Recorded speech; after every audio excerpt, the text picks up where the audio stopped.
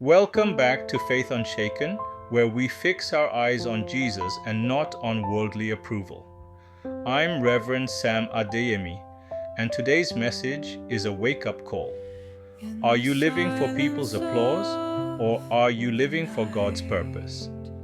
If you've ever struggled with seeking validation from others, this episode is for you. We all love encouragement. It feels good when people praise us, but here's the danger. If you live for people's approval, you will die from their rejection. Galatians 1-10 says, "Am I now trying to win the approval of human beings or of God? Or am I trying to please people? If I were still trying to please people, I would not be a servant of Christ." Chasing validation from people will keep you from your calling. The same people who cheer for you today may criticize you tomorrow. Jesus didn't seek popularity.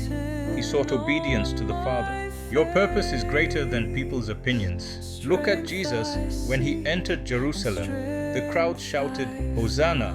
But a few days later, the same crowd cried, "Crucify him." If Jesus didn't let public opinion define him, neither should you. How to stay focused on God's voice. Pray before making major decisions. Don't just follow popular opinion. Spend time in God's Word daily to know His voice clearly. Surround yourself with people who push you toward God, not toward people-pleasing. Remember that God's approval lasts forever. Human approval is temporary. Today's affirmations. I live for God's approval, not man's applause. I will not let opinions distract me from my divine purpose. I choose obedience over popularity. I am focused on God's voice, and His will is my priority. Faith action for today. Take a moment and reflect. Are there areas in your life where you are seeking people's approval more than God's?